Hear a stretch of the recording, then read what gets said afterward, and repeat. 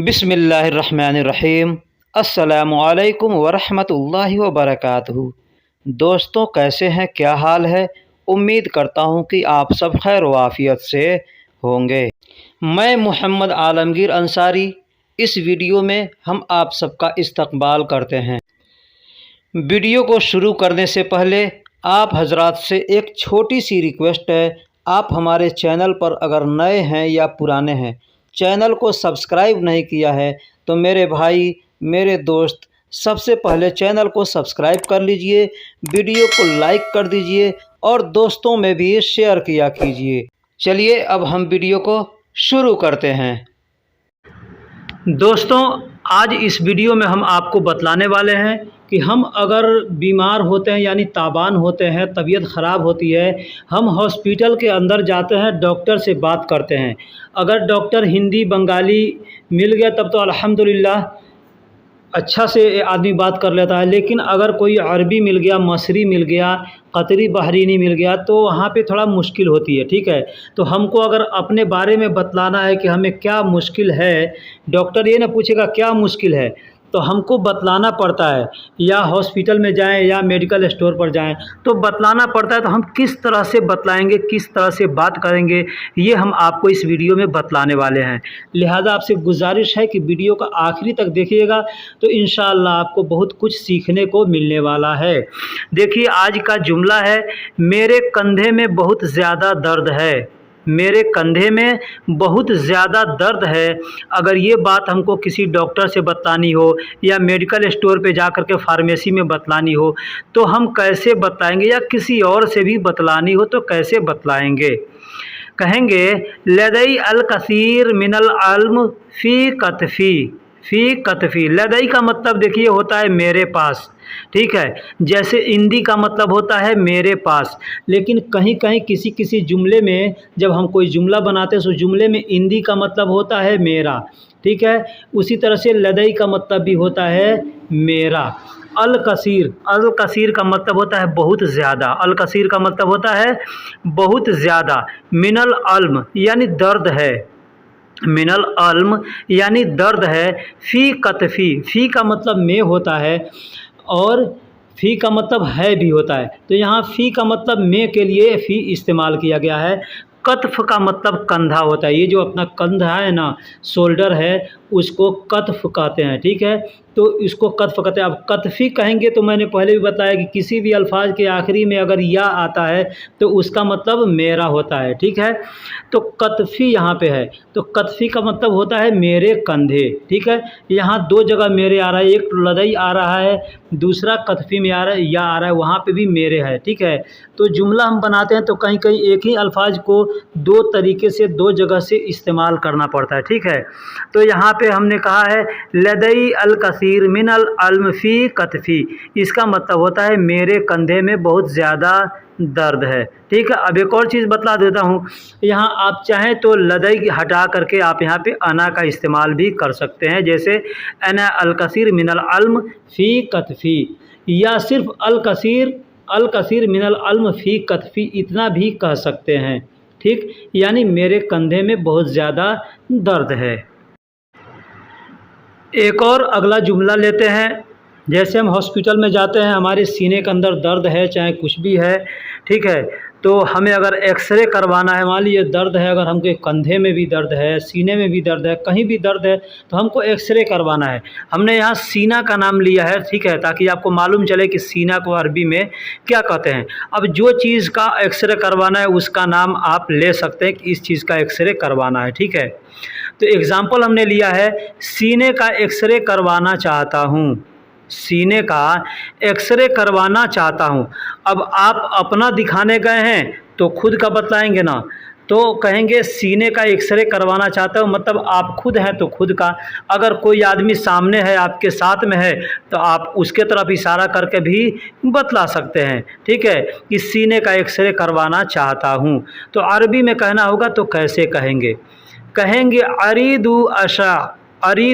अरीदू का मतलब देखिए होता है मैं चाहता हूँ, मैं चाहता हूँ। जैसे हम कहते हैं ना अना अबगा तो मतलब मैं चाहता हूँ, मुझे चाहिए। ठीक है, तो अरीदू जब कहेंगे ना तो अरीदू का मतलब भी होता है मुझे चाहिए, ठीक है, या मैं चाहता हूँ, ठीक है। जहाँ अबगा का इस्तेमाल करेंगे वहाँ पे अरीदू का भी उसके जगह पे हम इस्तेमाल कर सकते हैं उसके बदले, ठीक। तो अरीदू अशा, अशा का मतलब होता है एक्सरे, अशा का मतलब होता है एक्सरे। अब यहाँ पे चाहें तो आप अशा तस्वीर भी कह सकते हैं, अशा तस्वीर, तस्वीर का मतलब फ़ोटो होता है, लेकिन यानी एक्सरे वाला फ़ोटो करवाना चाहते हो तो आप चाहें तो अरीदू अशा तस्वीर भी कह सकते हैं, लेकिन हमने तस्वीर का यहाँ नाम नहीं लिया, ठीक है। अरीदू आशा यानी मैं चाहता हूँ एक्सरे करवाना। सीनीना अलल सद्र, सीनिया, सीनियतु, सीनियतु, सीनियतु का मतलब सीना, सीना को सीना कहते हैं, अरबी में सीना को सीना ही कहते हैं, ठीक है। अलल सदर, अब यहाँ पे दो जगह दो अल्फाज हमने इस्तेमाल किया, दोनों का मतलब सीना होता है। जैसे सीना का मतलब भी सीना होता है और सदर का मतलब भी सीना होता है, ठीक है।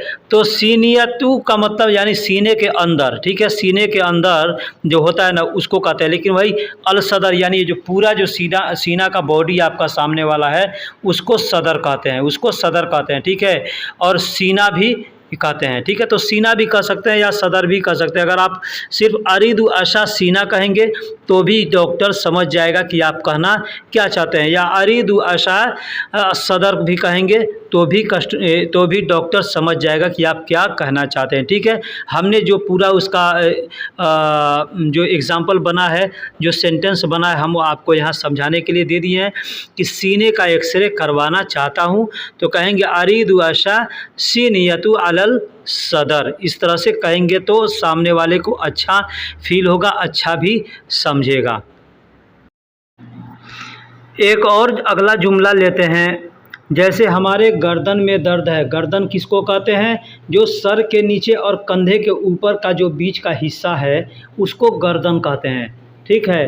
तो उसको अरबी में कहते हैं रग़बा, रग़बा, ठीक है। रग़बा या रक़बा, रक़बा भी कहते हैं, रग़बा भी। जो लोग क को ग बोलते हैं वो रग़बा कहते हैं, जो क को क कहते हैं वो रक़बा कहते हैं, ठीक है।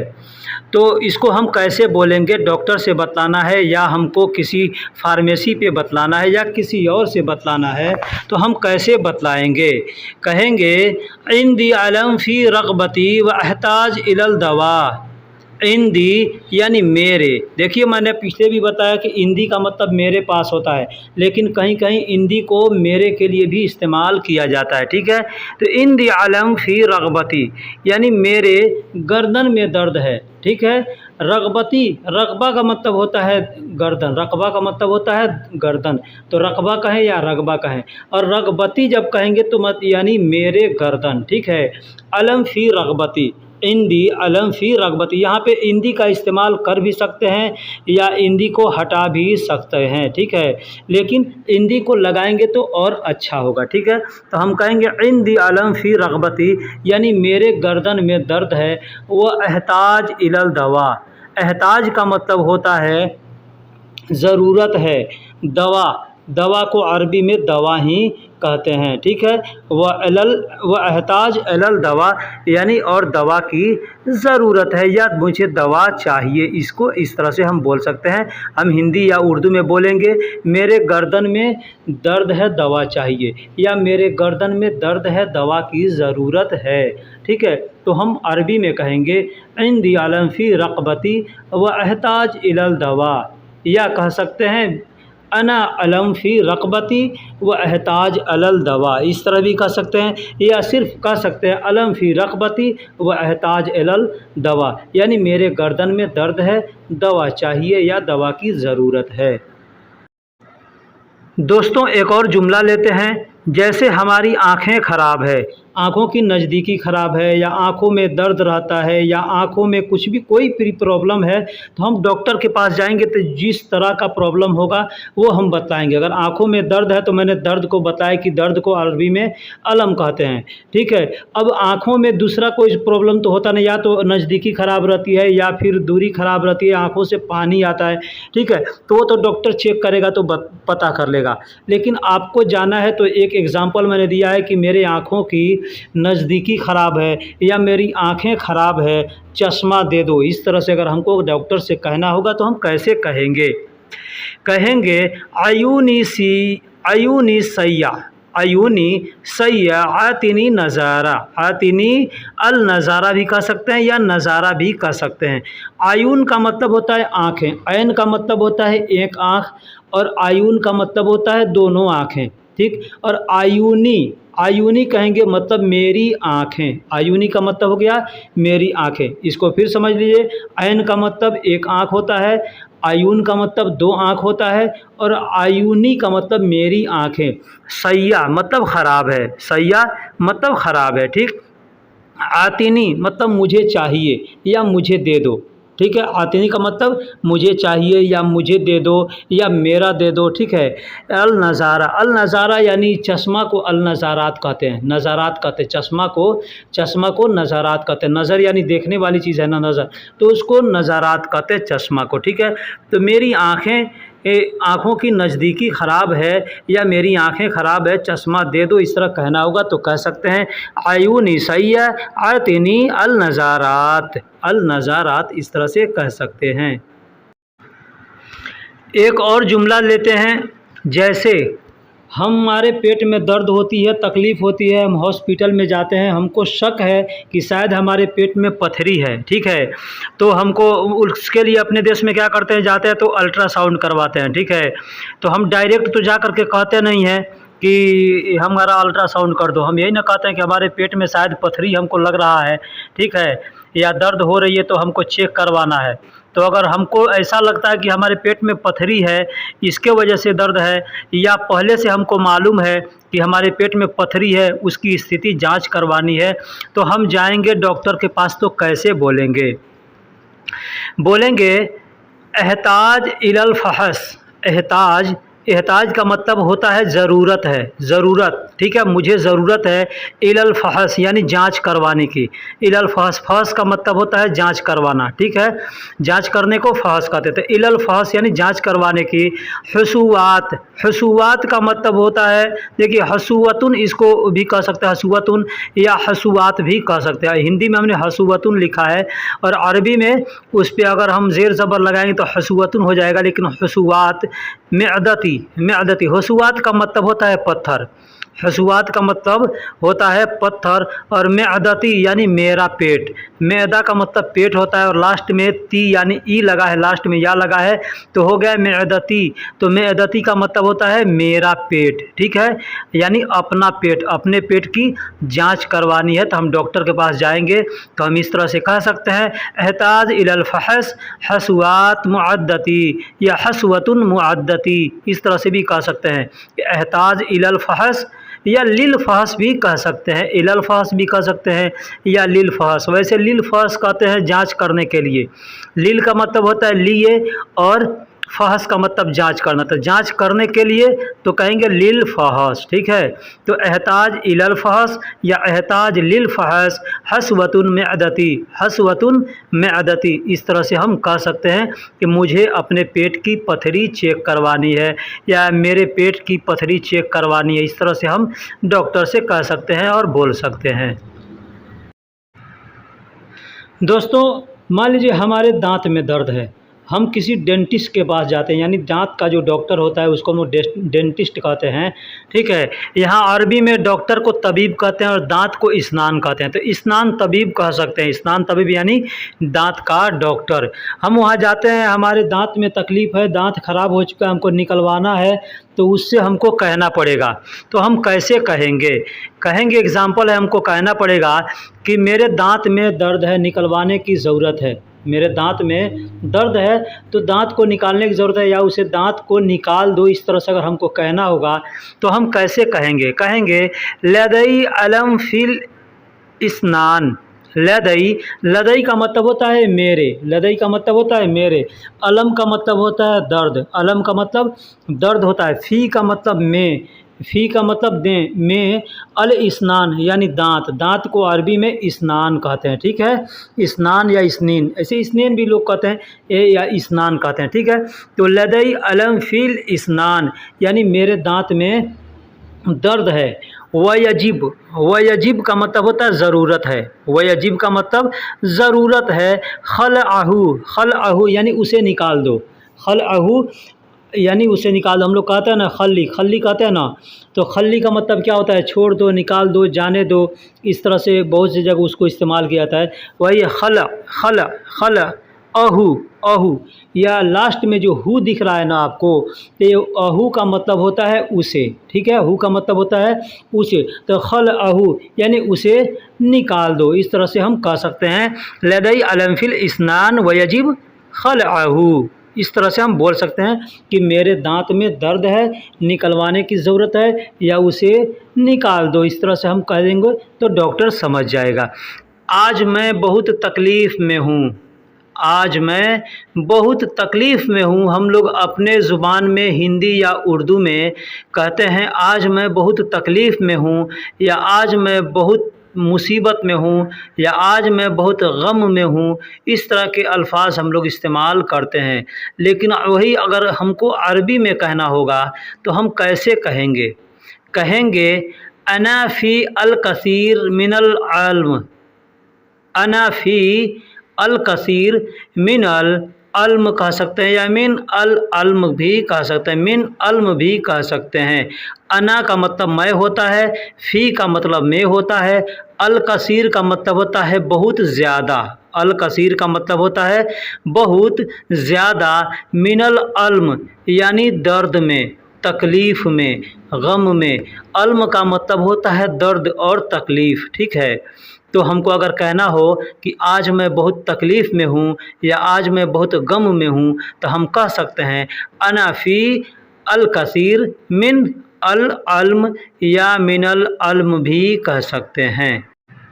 एक अगला और जुमला लेते हैं। क्या आपको यकीन है कि ये मैं कर रहा हूँ? हम लोग हिंदी या उर्दू में इस तरह से कहेंगे या कहते हैं, क्या आपको यकीन है कि ये मैं कर रहा हूँ, या मैं कर सकता हूँ, या मैंने किया है। इस तरह के हम लोग जुमले इस्तेमाल करते हैं, ठीक है। अरबी में कहना होगा तो कहेंगे हल अंत मुतअक्किद हैज़ अना सौवी। हल अंत, हल का मतलब क्या होता है, हल का मतलब क्या होता है, अंत का मतलब आप होता है, मुतअक्किद यानी आपको यकीन है, अंत मुतअक्किद यानी आपको यकीन है, यकीन है। हादा मतलब ये, अना सौवी यानी मैं कर रहा हूँ, या मैंने किया है, या मैं कर सकता हूँ, ठीक है। इस तरह के जो जुमले होंगे हम इस तरह से कह सकते हैं। जैसे हमने कोई काम किया, कुछ ख़राब हो गया है, कोई कहता है तुम ही ख़राब किए हो, तो हम कह सकते हैं ना वहाँ पे कि हल अंत मुतअक्किद हादा अना सौवी, क्या आपको यकीन है कि यह मैंने किया है। इस तरह से हम कह सकते हैं। दोस्तों, हम अगर हाउस ड्राइवर हैं, या कंपनी में ड्राइवर हैं, या किसी भी जगह हम काम करते हैं, और एग्ज़ाम्पल है कि हमको हमारे साथ किसी को लेकर जाना है, हम उससे पूछते हैं या पूछना है कि क्या आप जाने के लिए तैयार हैं। हम लोग हिंदी में या उर्दू में इस तरह से पूछते हैं, कहते हैं कि क्या आप जाने के लिए तैयार हैं, या क्या आप तैयार हैं। तो हम कैसे कहेंगे? अब तैयार हैं अगर हमको कहना है तो किसी भी काम के लिए अगर तैयार हैं तो हम पूछ सकते हैं, लेकिन हमको जाने के लिए अगर पूछना है तो वहाँ पे लिल रोह का इस्तेमाल करेंगे। लेकिन अगर किसी काम के लिए तैयार हैं तो हम उस काम का नाम ले सकते हैं और कह सकते हैं क्या आप तैयार हैं। तो हम अरबी में कैसे बोलेंगे? एग्ज़ाम्पल है, अगर हमको कहना हो कि क्या आप जाने के लिए तैयार हैं तो कहेंगे हल अंत मुस्तईद, हल अंत मुस्तईद लिल रोह, लिल रोह यानी क्या आप जाने के लिए तैयार हैं। हल का मतलब क्या होता है, अंत का मतलब आप या तुम होता है, मुस्तईद का मतलब तैयार होना होता है, लिल रोह का मतलब जाने के लिए, लिल का मतलब के लिए और रोह का मतलब जाना होता है। हम यहाँ पे चाहें तो मुस्तईद के जगह पर जाहिज़ का इस्तेमाल भी कर सकते हैं। जाहिज़ का मतलब भी तैयार होता है और मुस्तईद का मतलब भी तैयार होता है। जैसे हम कहेंगे हल अंत जाहिज़ लिल रोह, हल अंत जाहिज़ लिल रोह यानी क्या आप जाने के लिए तैयार हैं। या कह सकते हैं हल अंत मुस्तईद लिल रोह, क्या आप जाने के लिए तैयार हैं। इस तरह से हम कह सकते हैं। दोस्तों, हमको किसी से काम होता है, जैसे हम कोई काम कराने जाते हैं और हमको वहाँ बात करने का तजुर्बा नहीं है कि हम कैसे बात कर सकते हैं या कैसे जा कर के वहाँ पे बोल सकते हैं, तो हम किसी और से कहते हैं कि भाई आप चलो थोड़ा हमारे लिए बात कर देना। सामने वाला कहता है कि नहीं भाई मैं बात नहीं कर सकता हूँ, तो हम कहते हैं ना मैं जानता हूँ आप कर सकते हैं या बात कर सकते हैं। ठीक है, हम कहते हैं इस तरह से अपने देश के अंदर हिंदी या उर्दू में हम लोग बोलते हैं कि मुझे पता है कि आप बात कर सकते हैं या मैं जानता हूँ कि आप बात कर सकते हैं, लेकिन आप नहीं करना चाहते। तो हमको अगर ये अल्फाज अरबी में कहना होगा तो हम कैसे कहेंगे? हम अरबी में कहेंगे अना आरफ़। अना आरफ़ यानी मुझे पता है या मैं जानता हूँ। अना आरफ़ का मतलब होता है मुझे पता है या मैं जानता हूँ। तस्ततीउल कलाम, तस्ततीउल कलाम, तो किसी भी अल्फाज में अगर इस्तेमाल किया जाएगा तो यानी शुरू में किसी भी अल्फाज के, तो उसका मतलब होता है सामने वाले को हम कह रहे हैं। ठीक है, तो हम कहेंगे तस्ततीउल कलाम यानी आप बात कर सकते हैं या तुम बात कर सकते हो। इस तरह से हम कह सकते हैं कि अना आरफ़ यानी मुझे पता है, तस्ततीउल कलाम यानी आप बात कर सकते हैं या तुम बात कर सकते हो। हम लोग हिंदी उर्दू में ऐसे कहते हैं कि मैं जानता हूँ आप बात कर सकते हैं या मैं जानता हूँ मुझे पता है आप बात कर सकते हो। या यूँ भी हो सकता है कि कोई आदमी बोलता नहीं है ज़्यादा, ठीक है, तो हम उसको कहते हैं कि आप क्यों नहीं बोल रहे हो, मैं जानता हूँ कि आप बात कर सकते हो, आप बोल सकते हो, लेकिन आप बोल नहीं रहे हो। इस तरह का भी अगर जुमला होगा तो वहाँ पे भी हम कह सकते हैं अना आरफ़ तस्ततीउल कलाम यानी मुझे पता है आप बात कर सकते हैं। ठीक, या मुझे मालूम है, मुझे जानकारी है कि आप बात कर सकते हैं। दोस्तों एक और जुमला लेते हैं। दोस्तों ये जुमला बहुत कीमती है, अगर इस जुमले को आप याद कर लेंगे तो बहुत फ़ायदा होगा। इसलिए कि ये जुमला सऊदी अरब में या किसी भी अरब कंट्री में जितने भी लोग रहते हैं सबके काम की है। ठीक है, जैसे हमारा इकामा नहीं बना है या हमारा इकामा बन गया और एक्सपायर हो गया है, हम अपने कफील से अगर हमको पूछना है कि मेरा इकामा का क्या हुआ, मेरा इकामा कब बनेगा, ठीक है, तो हम उससे पूछ सकते हैं। कैसे पूछेंगे? सबसे पहले मैं बताता हूँ कि इकामा का मतलब क्या होता है। इकामा एक ऐसा दस्तावेज़ है जो हमको इस कंट्री में रहने का, यानी अरब कंट्री में जिस कंट्री का इकामा है हमारा, उस कंट्री में रहने का वो हमारा नागरिकता है। ठीक है, तो उसको नागरिकता को क्या कहते हैं? रिहाइश गाह, यानी रहने का जो जगह है उसका जो दस्तावेज होता है उसको अरबी में इकामा कहते हैं। हम लोग अपने देश में नागरिकता कहते हैं। ठीक है, तो उसको अगर हमको पूछना हो अपने कफ़ील से कि हमारा इकामा का क्या हुआ या हमारा इकामा का क्या बना, तो हम कैसे पूछ सकते हैं, क्या कहेंगे? ठीक है, तो हम कहेंगे कि मुझे बताओ मेरे इकामा का क्या हुआ। हम अरबी में, हम हिंदी या उर्दू में ऐसे कहते हैं। ठीक है, तो अरबी में कहना होगा तो हम कहेंगे इश्सार अलल इकामती शोयगुल। इश्सार अलल इकामती यानी मेरे इकामा का क्या हुआ, मेरे इकामा का क्या हुआ, शो या गुल यानी मुझे बताओ। हम अरबी उर्दू में लिखे हैं, साफ साफ लिखे हैं रिहाइश गाह।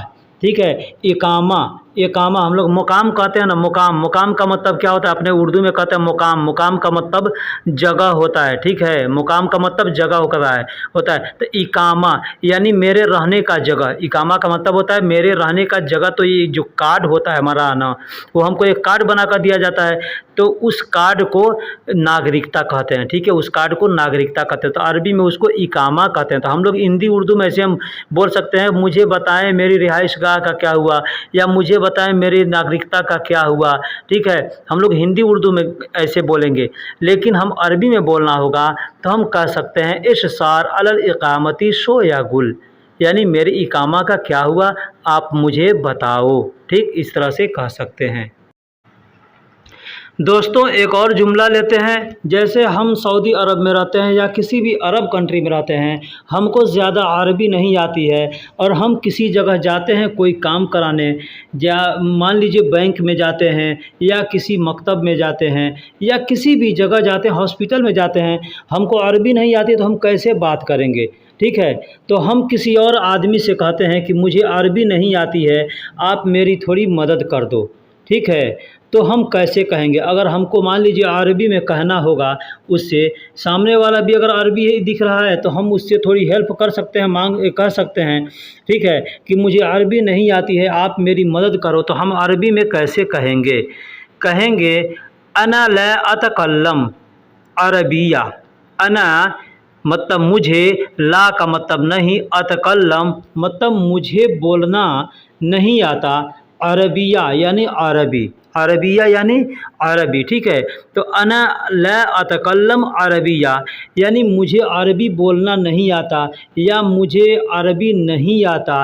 अलरिजा मुसाअदती, अलरिजा मुसाअदती यानी आप मेरी मदद करो, आप मेरी मदद करो। मुसाअदती का मतलब होता है मेरी मदद करो, ठीक है। अलरिजा, अलरिजा यानी सामने वाले को हम कह रहे हैं ना, तो अलरिजा अल मुसाअदती भी कह सकते हैं या मुसाअदती भी कह सकते हैं, यानी अना ला अतकल्लमुल अरबिया अलरिजा मुसाअदती, इस तरह से कह सकते हैं, यानी मुझे अरबी नहीं आती है, आप मेरी मदद करो। दोस्तों एक और चीज़ बता दूं, मेरी वीडियो में जो भी अल्फाज आते हैं या सेंटेंस आते हैं, जुमले आते हैं, उसको समझाने में, बतलाने में थोड़ा वक्त लगता है, ठीक है। तो आप अगर उस वक्त की वजह से अगर परेशान होकर के वीडियो देखना छोड़ देंगे ना, तो आप नहीं सीख पाएंगे, ठीक है। एक चीज़ और बता दूं कि कोई भी चीज़ अच्छा बनाने के लिए या किसी भी चीज़ को अच्छा बनने के लिए थोड़ा वक्त लगता है। अगर आपको अच्छे से सीखना है तो थोड़ा समय अपना ज़्यादा लगाना होगा, ठीक है। नहीं तो ऐसे अगर नहीं सीखना है तब तो कोई बात नहीं है, ठीक है। तो इसलिए परेशान न होइएगा। बहुत से भाई हैं हमको कमेंट्स करते हैं कि आपका लेंथ बहुत बड़ा बड़ा होता है, ठीक है, या एक ही बात को बार बार आप रिपीट करते हो, ठीक है। तो अगर हम बार बार रिपीट नहीं करेंगे तो आपको बार बार अच्छे से समझ में नहीं आएगा, इसके वजह से हम बार बार रिपीट करते हैं, ठीक है। खैर मेरा काम बनाना है और बताना है, आपका काम सीखना है, ठीक है। आप जैसे चाहें सीखें, आपको आज़ादी है, ठीक है। तो हमको अगर कहना हो मुझे अरबी नहीं आती है, आप मेरी मदद करो, तो हम कह सकते हैं अना ला अतकल्लमुल अरबिया अलरिजा मुसाअदती, इस तरह से हम बोल सकते हैं। दोस्तों मैंने सऊदी अरब के अंदर बहुत से ऐसे लोगों को देखा हूँ जो लावारिस की तरह से घूमते रहते हैं, जैसे उनका कोई कफ़ील नहीं है।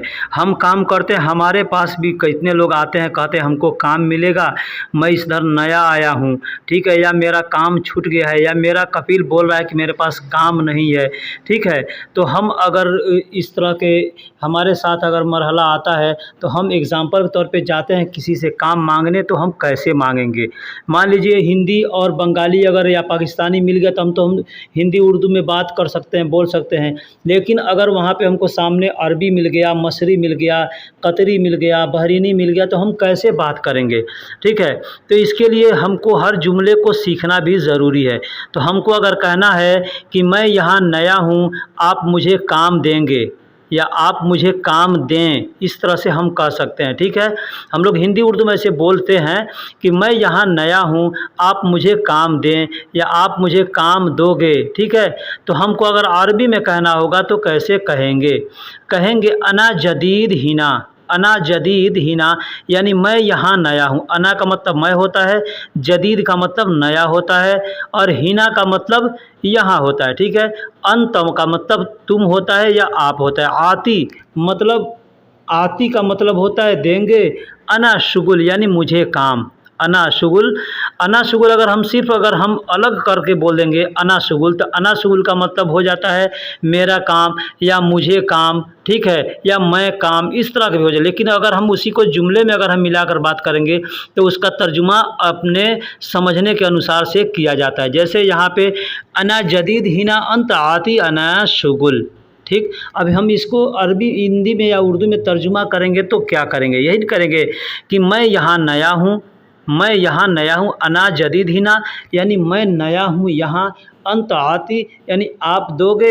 अना शुगुल मुझे काम, ठीक। इस तरह से हम बोल सकते हैं और बात कर सकते हैं। दोस्तों एक और जुमला लेते हैं। जैसे हम कोई और काम करते हैं या हमारे पास कोई काम नहीं है, हम किसी से कहते हैं कि आप हमें गाड़ी चलाना सिखा दो, ठीक है। आप हमें गाड़ी चलाना सिखा दो, मुझे गाड़ी चलाना नहीं आता है, तो हम अगर अरबी में कहना होगा तो हम कैसे कहेंगे।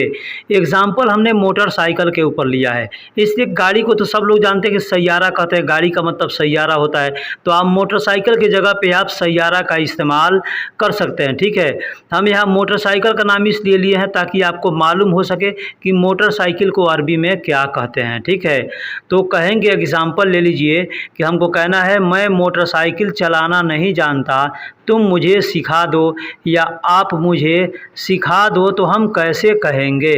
कहेंगे अना ला आरफ, अना ला आरफ यानी मैं नहीं जानता, मैं नहीं जानता। कैफिया रकूब, कैफिया रकूब, कैफ का मतलब कैसे होता है, रकूब का मतलब चलाना है। कैफिया रकूब यानी कैसे चलाते हैं। अल दर्राजा, अल दर्राजा या दर्राजा भी कह सकते हैं। दर्राजा का मतलब मोटरसाइकिल को दर्राजा कहते हैं। देखिए मोटरसाइकिल को दब्बाब भी कहते हैं, दब्बाब भी कहते हैं और दर्राजा भी कहते हैं। दर्राजा नारिया, दर्राजा नारिया यानी मोटरसाइकिल। ठीक है, तो हमने यहाँ पे सिर्फ दर्राजा लिखा और दर्राजा नारिया बता दिया। ठीक, या दब्बाब भी कह सकते हैं। अंत अल्लमनी, अंत अल्लमनी यानी आप मुझे सिखा दोगे या आप मुझे सिखला दो। ठीक, इस तरह से भी कह सकते हैं। अना ला आरफ कैफिया रकूब दर्राजा, अना ला आरफ कैफिया रकूबुल दर्राजा अंत अल्लमनी यानी मैं बाइक चलाना नहीं जानता या मोटरसाइकिल चलाना नहीं जानता, आप मुझे सिखला दो या आप मुझे सिखला दोगे, इस तरह से कहना होगा तो हम कह सकते हैं। अगर हमको मान लीजिए गाड़ी चलाना है, कार चलाने के बारे में कहना है, तो हम यहाँ पे कह सकते हैं अना ला आरफ कैफिया सैयारा। हम इस तरह से कह सकते हैं अना ला आरफ कैफिया रकूबुल सैयारा, रकूबुल सैयारा अंत अल्लमनी यानी मुझे गाड़ी चलाना नहीं आता, आप मुझे सिखला दो, इस तरह से कह सकते हैं। दोस्तों एक और बात कहनी है, बहुत से भाई हैं जो कि काम कोई करते हैं और उनको काम तो आती है, सब कुछ आती है, लेकिन उनको अरबी में बोलना नहीं आता। तो एग्ज़ाम्पल है कि जो आप जो भी काम करते हैं, जिस लाइन में भी काम करते हैं, उस लाइन में आपको रोज़ कौन से अल्फाज बोलने की ज़रूरत पड़ती है।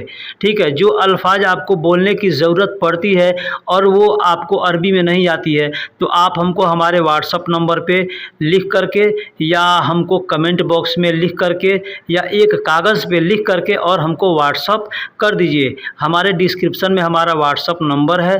ठीक है, उस पर आप लिख कर भेजिएगा कि हमको ये चीज़ का आप अरबी लिख करके दे दीजिए। ठीक है, आप अगर ये कहेंगे कि हमको मैं साइड पे जाता हूँ काम करने, कैसे मैं बात करूँगा, क्या करूँगा, तो इस तरह के मैं नहीं बना सकता। ठीक है, इसलिए कि मैं अपने हिसाब से क्या क्या बनाऊँगा। अगर आप को समझ है कि हमको ये बातें कहने की ज़रूरत पड़ती है, ठीक है, तो आप हमको 10 लाइन या 20 लाइन जो भी होता है आप हमको लिख करके हमको दे दीजिए।